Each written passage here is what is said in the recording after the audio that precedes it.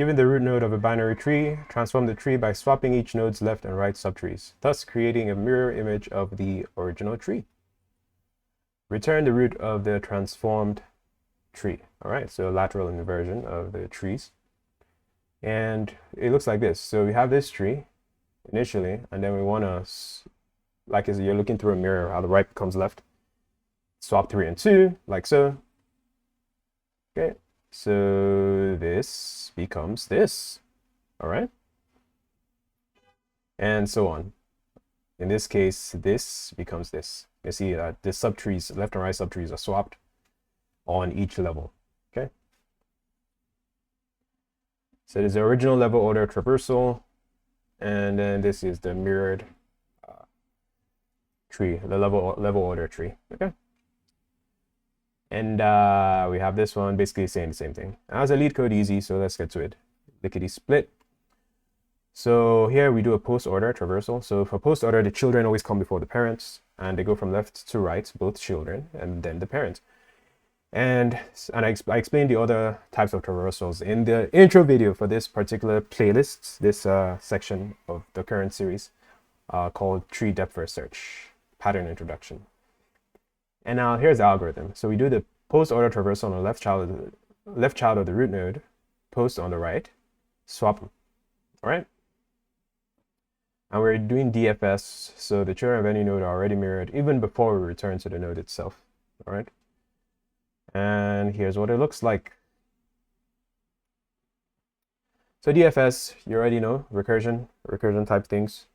And so here's the initial setup. This is our call stack, which we can replace with an actual stack if you want to go iterative on this thing. But that's outside the scope of this video. I did it for some videos in the graph series. That's the series before graph section, playlist before this playlist, where some DFS problems I showed both the iterative and recursive versions of the solutions. But in this case, I'm just going to show the recursive one. So we get used to it, right? The more you see, the more you get used to it and develop the intuition for it. Okay.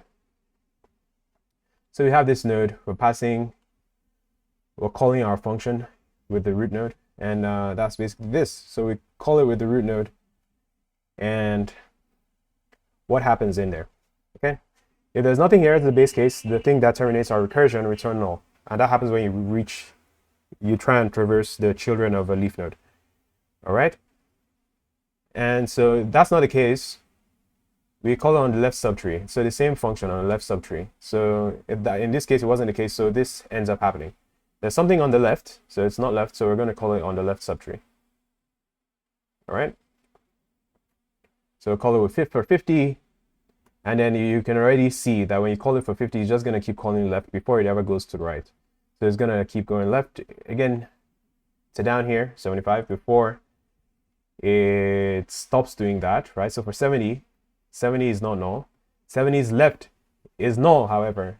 Same with its right, it's null. So none of those are trigger. Now we can swap for 70, but there's 75, but there's nothing to swap with. Okay, so we go back up to 50. Now we're at this place for 50. Mirroring is for the right. Okay, so it gets 25. There's nothing to swap there.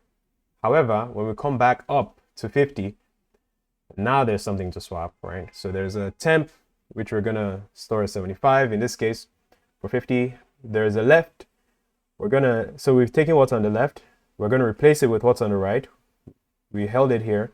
We're going to replace what was there with what's on the right, and then set what's right to what we held before. And that's how we do the swap operation. And you can see it. Don't blink. Don't blink. Wham.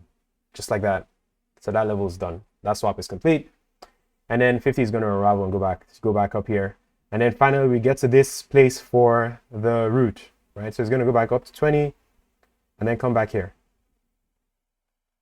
Okay. We finally go here. And now for 200, there's nothing on the left, right? The left is indeed null, so this isn't going to trigger. However, there's something on the right, so this is going to trigger for 200. So it's going to take 300 in there. And then at 300, it's not null, so there's something at 300 is something. However, there's nothing on the left and right, so these won't call. And we can do the swap, but there's nothing really to swap, so it's just going to be it. It's just going to stay what it is. Then for 200, aha, now there's something to swap because there's something on the right. So 200, the right hand side of 200 is done. Now we're going to store what's on the left, which is null, right? Set what's on the right to what's on the left. So 300 is going to become to the left of 200. And then set the right to null, because remember it was null over here. So it's going to swap. Don't blink. Boom. So, I mean, first of all, 300 swapped, right? I wish they didn't skip that step. And then we go back to our root, right? So now the roots, both the left and right has happened for the root. Then we do the same swap for the root, but this time the entire left subtree and for the entire right subtree. So boom. So you pay attention. Notice how 300 was to the right of 200. But when we're done, it's on the left. So they skipped that step in this diagram, unfortunately. But that's all there is to this problem, really. And safety need, return the root. So quite elegant. And time complexity is O of n because we did DFS and we only go through everything once. And then space complexity is O of h. This is a common explanation for DFS problems, where h is the height of the tree. Because we use a call stack, it can grow to the height of the binary tree, which will be log of n for a balanced tree. So you take the logarithm to find the height, or O of n for a degenerate tree, which means it's practically a linked list, right? A tree where that's practically a linked list. And that's all there is to this problem. Like, comment, subscribe, share, upvote. See you in the next one.